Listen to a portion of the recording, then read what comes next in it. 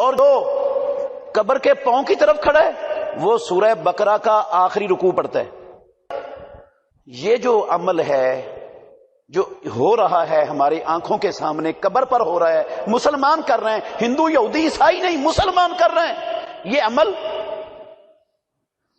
قرآن مجید کی کس آیت کے اندر لکھا ہوا ہے؟ محمد الرسول اللہ صلی اللہ علیہ وسلم کی زندگی میں ایک مرتبہ بھی پیارے پیغمبر نے یہ کام کیا؟ مدحو ونصلی علی رسولہ الکریم، اما بعد۔ معزز ناظرین، آپ نے یہ ویڈیو دیکھی ہے مفتی عبد الرحمن صاحب کی۔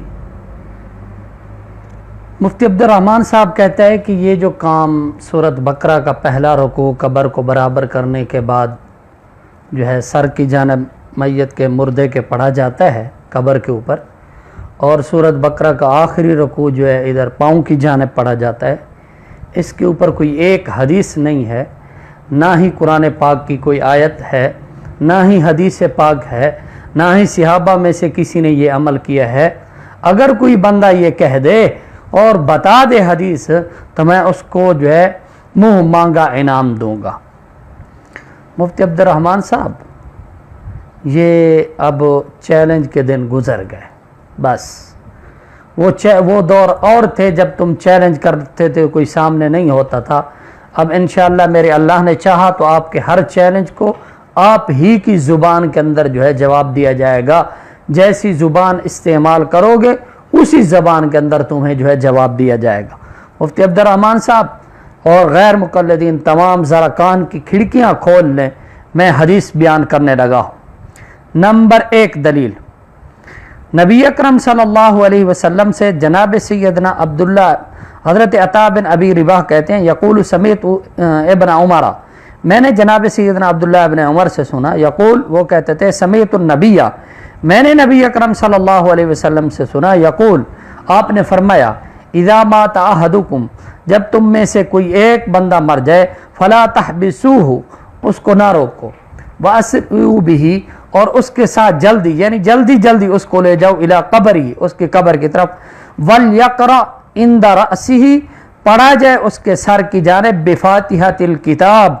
سورۃ بقرہ کا پہلا رکوع ابتدائی آیات پڑھی جائے،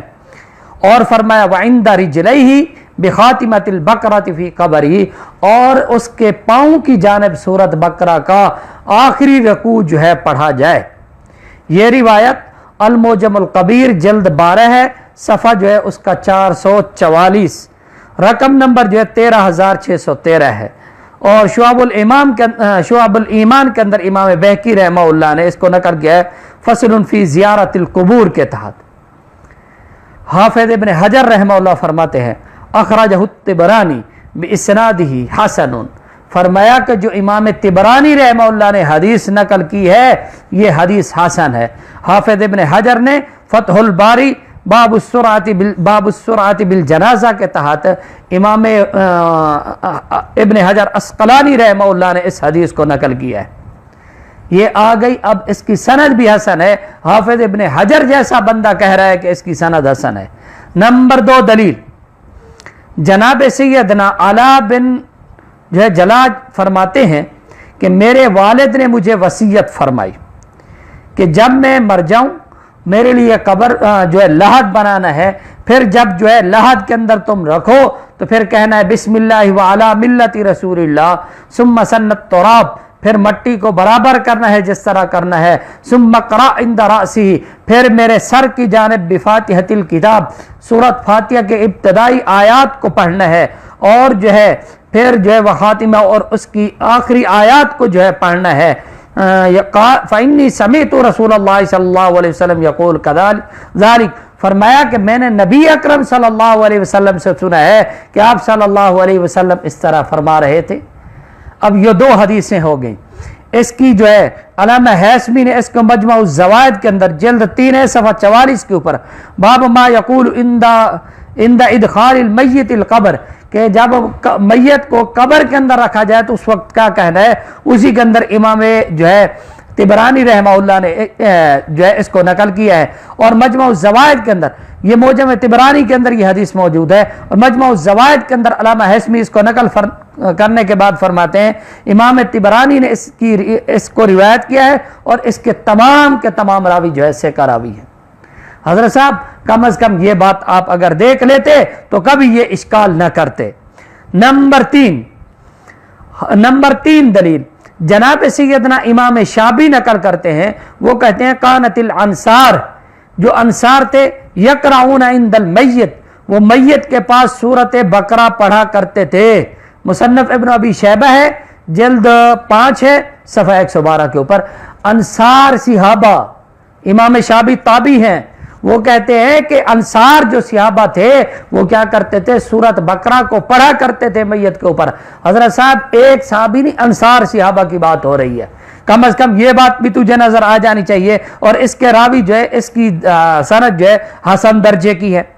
نمبر 4 دلیل جناب سیدنا علی المرتضی قال قال رسول اللہ صلی اللہ علیہ وسلم، نبی اکرم صلی اللہ علیہ وسلم نے فرمایا من مر علی المقابر، فرمایا کہ جو بندہ قبروں کے اوپر گزرتا ہے اور وہ قل هو اللہ احد جو ہے 11 مرتبہ پڑھ لیتا ہے، پھر اس کا اجر جو ہے ان مردوں کے لیے دے دیتا ہے، بخش دیتا ہے، تو فرمایا کہ ان جو ہے مردوں کو اس کا ثواب بخشوا دیتا ہے، تو مردوں کی تعداد کے برابر بھی اس کو اجر دیا جائے گا، یعنی جتنا ثواب مردوں کو دیا جائے گا اتنا ثواب اس کو۔ اب اس کے اندر سورت اخلاص کا پڑھنا جو ہے اس کے اندر ثابت ہو گیا کہ جو ہے قبرستان سے جب گزرو تو اس کو پڑھ کر جو ہے ایصال ثواب کر دو۔ اب حضرت صاحب 4 دلیلیں ہیں، یہی 4 جو ہے تیرے اوپر قرض ہے، اگر تو جو ہے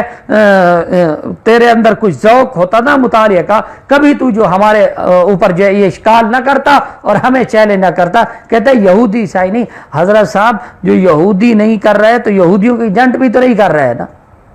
یہودی نہیں کرتے مسلمان کر رہے ہیں، یہودی کی ایجنٹ بھی نہیں کر رہے، تو ٹھیک ہے، بڑے بھی نہیں کرتے چھوٹے بھی نہیں کرتے۔ دعا ہے کہ اللہ رب العزت ہمیں مسلک حق اہل سنت والجماعت احناف دیوبند کے اوپر زندگی گزارنے کی توفیق نصیب فرمائے۔ اللہ ہمیں جو ہے مسلک حق کی جو ہے پہچان نصیب فرمائے۔ اللہ ہمارے سینے کو مسلک حق اہل سنت کے لیے کھول دے۔ وآخر دعوانا الحمدللہ۔